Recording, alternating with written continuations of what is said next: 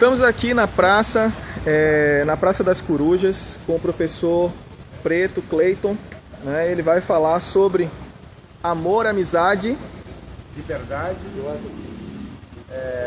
a universidade como espaço de luta e convivência. Muito bem, então estamos começando aqui a nossa aula pública, atividade proposta na última Assembleia. Bom, colegas, a questão é o seguinte: nós, no passado, a gente tinha uma coisa chamada de socialização. Essa socialização faz parte da formação de cada indivíduo. Como é que se dá essa socialização? As pessoas devem lembrar ou conceber de que no passado as crianças brincavam na rua. E a rua era um espaço onde elas se encontravam com outras crianças e se auto-organizavam. Quando não, iam para um campinho de futebol, ou brincavam de casinha, juntavam um monte de gente das casas vizinhas, e essa era uma socialização mais livre. Bom, o que o capitalismo fez? A primeira coisa que ele fez é tornar a sua residência uma espécie de bunker.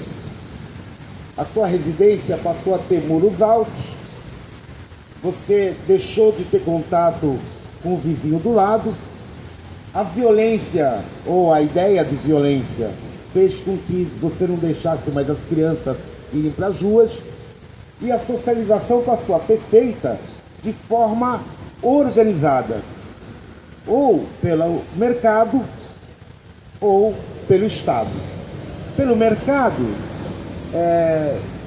se pode dar o exemplo de um shopping.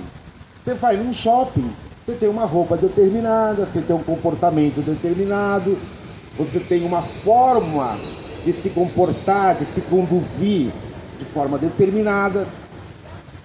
Se você vai num boteco, num barzinho, você tem que estar sentado, você tem que estar com tal roupa, você tem que consumir alguma coisa e assim por diante. Não é? Esses espaços não são espaços livres, apesar de parecerem livres. Eles são determinados, porque eles determinam a sua conduta. Eles determinam como é que você deve se conduzir. A mesma coisa é o espaço de socialização do Estado, na escola, por exemplo. Você vai para a escola, você tem lá um conjunto de professores, um conjunto de organização que diz que você tem que se vestir de tal maneira, você tem que falar de tal maneira, você tem que estar sentado, ouvindo, pedir licença para sair. Os pequenos espaços de socialização livre na hora do recreio, tem um monte de gente cuidando para que você se comporte de acordo com o regimento da escola. Se você vai para o exército, né, todo mundo sabe, no exército você tem uma roupa determinada, você tem que obedecer à hierarquia, você tem que fazer continência, né? Se você vai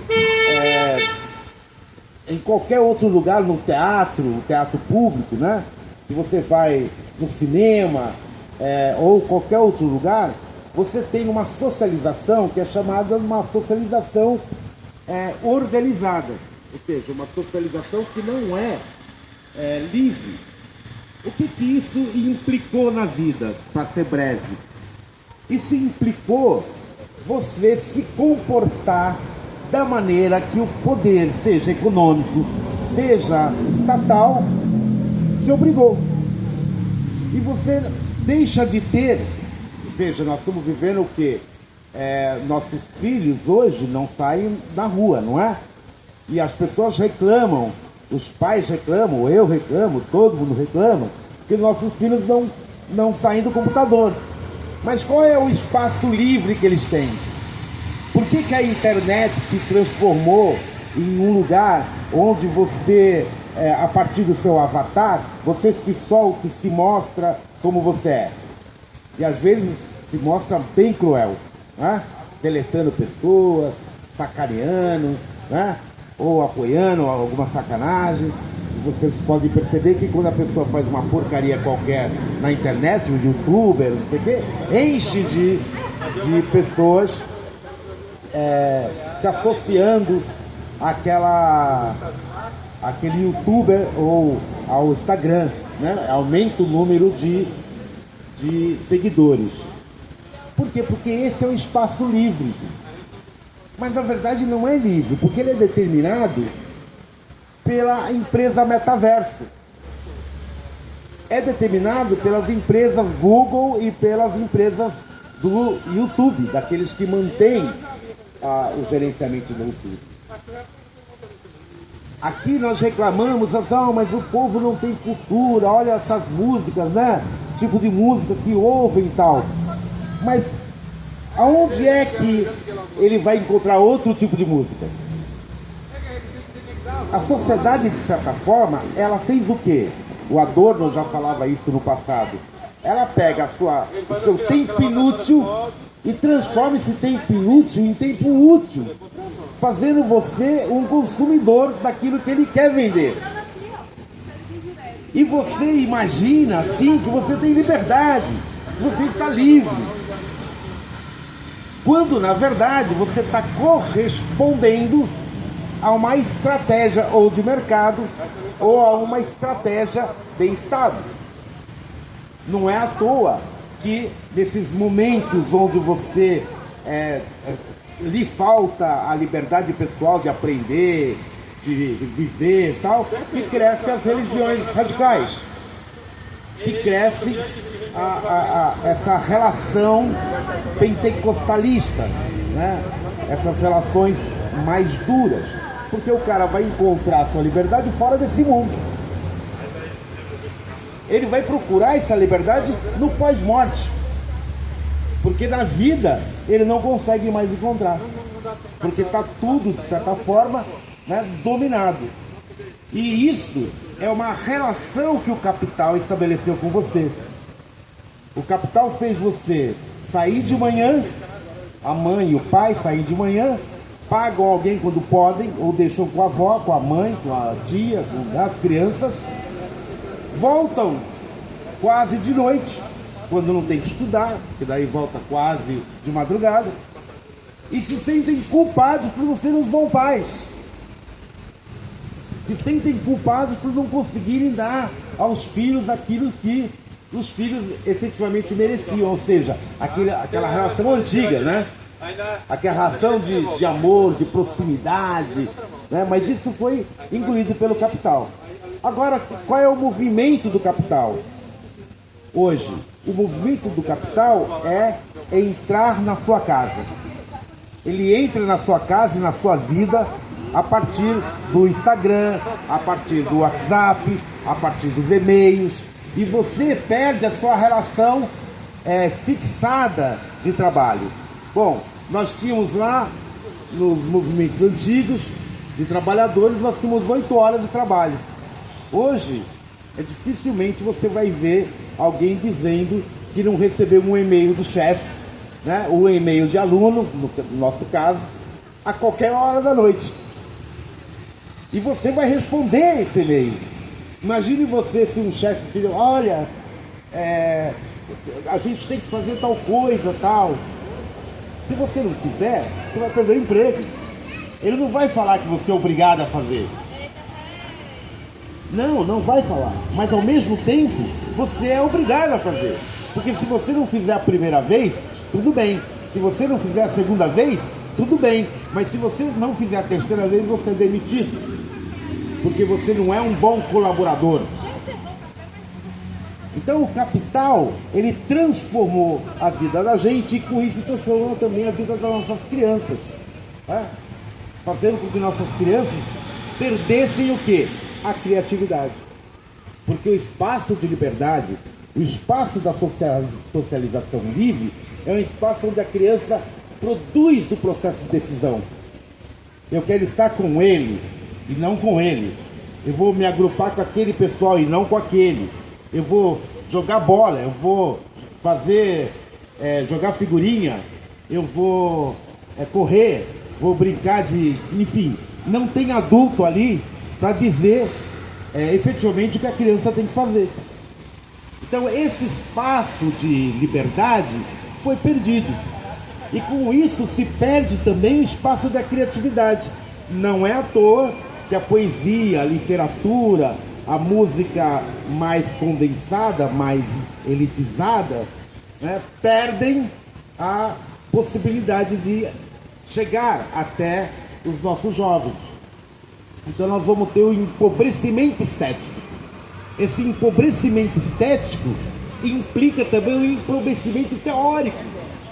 Então você vai deixar de ter uma relação crítica com as coisas e vai passar a cumprir aquilo que o mercado ou o Estado ou essas relações que são mediadas pelo mercado e pelo Estado, né, produzem para você.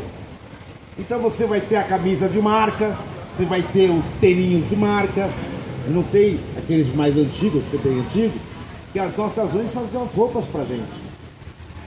Até o pijama de dormir, até a roupa de escola.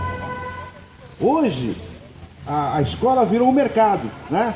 Então você bota seu filho, chega lá em janeiro, em fevereiro, tem aquele monte de livro e novas roupas para comprar. E a empresa, a escola, a pública ou a privada, vai definir lá um tipo de uniforme que você tem que comprar. Ou seja, vai definir a sua submissão comportamental e vai definir a sua conduta. Então é essa discussão que implica, para finalizar, a questão do amor e da liberdade. Quando você perde a espontaneidade, você também perde a relação amorosa. Você deixa de amar um amor fraterno e passa a amar um amor proprietário. Você tem que se apropriar do outro. O outro tem que fazer o que você deseja. A mesma coisa na relação de amizade. A amizade sempre foi, desde Aristóteles, desde a Grécia Antiga, inimiga do Estado. Por que a amizade é inimiga do Estado? Imagine você sendo um policial, por exemplo, e teu irmão está numa passeata. Você vai bater no seu irmão ou não vai? Ou teu grande amigo, né, amigo de infância, está ali fazendo alguma coisa que você, ou a sociedade considera ilegal. Você vai bater no seu amigo? Imagine então como é que fica a hierarquia no exército se a amizade for levada em consideração. Imagina como é que fica a hierarquia no Estado se a amizade for levada em consideração. Então a amizade é inimiga da ordem. Só pode ser amigo aqueles que são iguais. Porque o amigo, dizia Heráclito, é o pior inimigo do amigo. Ele tem que poder dizer claramente para você que não concorda com você. E você não pode ter nenhuma hierarquia sobre o outro, nenhum poder de mando sobre o outro. Porque se você tiver poder de mando sobre o outro, acabou a amizade. A relação de amigo acaba. Porque o amigo tem que ser horizontal, tem que ser igual. A relação de amizade tem que ser igual. Então o que é a universidade? O que se esperava da universidade? Que a universidade fosse um lugar onde você pudesse viver livremente, né? Recuperar o campo das liberdades, não regrar tanto a vida, né? Possibilitar relações amorosas livres e possibilitar relações de amigos livres. Pelas liberdades não é uma luta que se faz em todos os lugares simplesmente. Há lugares privilegiados para fazer essa luta. E a universidade deveria ser esse lugar privilegiado, onde você pudesse expressar-se livremente. Então você imagina, eu quero só dar um exemplo aqui, que na Unicamp, há uns 2, 3 anos atrás, um grupo de teatro resolveu fazer uma performance onde meninos e meninas, alunos, tiravam as roupas, ficavam nus. Foi um escândalo. Foi um escândalo. Mas como assim? Como é que a Unicamp permite que essas coisas aconteçam, né? É porque a Unicamp é uma universidade. Ali o espaço é livre. Ali os caras falam assim, não, mas as pessoas fumam maconha dentro da universidade, né? Olha, lá você vai encontrar esquerdista, você vai encontrar de tudo ali dentro. É verdade, você vai encontrar de tudo. Exatamente porque tem que ser um espaço de liberdade. É um espaço onde você discute aquilo que faz bem, aquilo que faz mal, sob um ponto de vista de que nenhum mal é completamente mal e nenhum bem é completamente bem. E você vai discutir isso dessa forma dentro da universidade. Então, o que nós fazemos aqui, quando a gente faz a greve, né, e os colegas professores devem ver isso, nós nos aproximamos, porque a luta aproxima as pessoas.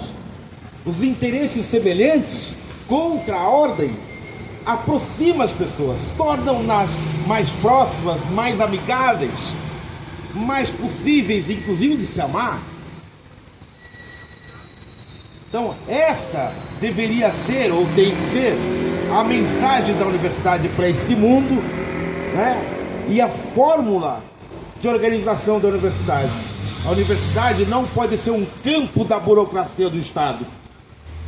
Ela não pode se transformar em mais um organismo do Estado. A universidade pública é pública porque é do povo e não pública porque é do Estado.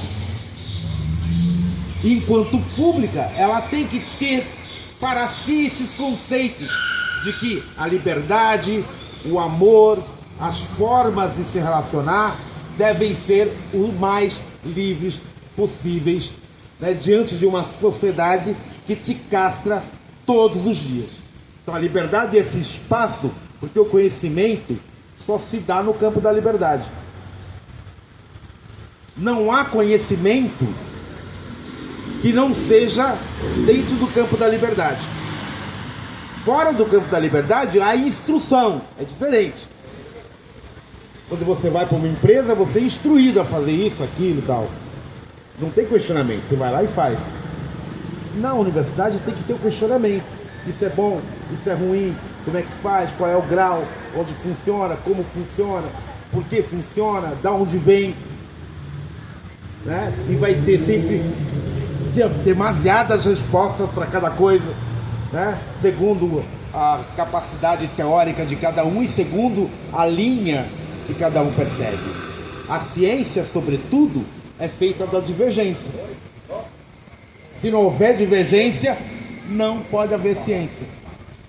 A ciência, ela é anárquica e tem que ser anárquica, já dizia no livro Contra o Método Feyerabend, a ciência é sobretudo anárquica, porque ela não pode ter com ela a ditadura do método, de um método só. Tem vários métodos e se chega com esses métodos a vários lugares diferentes, olhando-se a mesma coisa. Então este é o nosso papel. E quando os professores estão em greve, exatamente porque é este papel que está sendo questionado. Porque quando você sufoca a universidade, retirando recursos, pagando mal os professores, tornando-os de fácil manejo, né? Porque você dá um cargo, você ganha as pessoas precisam do dinheiro. Mas o conhecimento não pode ser isso, a universidade não pode ser isso. A universidade tem que ser um lugar onde todo mundo é bem-vindo. O candomblessista, o neopentecostal, o católico, o ateu, todos devem ser bem-vindos. O aristotélico, o positivista, o anarquista, o comunista, o neopositivista, o experimentalista. Tem que ser o lugar de todos esses. E se não for o lugar de todos esses, há alguma coisa errada. A universidade está se transformando, então, se não for este lugar, em mais um lugar de cerceamento da liberdade. E nós já estamos com muito cerceamento da liberdade, não é? Então, paramos por aqui e tentamos mostrar nesse movimento grevista, que o movimento dos professores não é um movimento voltado só para si. É um movimento voltado para um tipo de educação que liberta os indivíduos, com capacidade de ajudar a fundamentar essa liberdade. Sem essa liberdade, não há país, não há povo, não há política de desenvolvimento, não há progresso, não há nada. Então é isso, meus camaradas. Obrigado e até mais. Bravo. Pronto.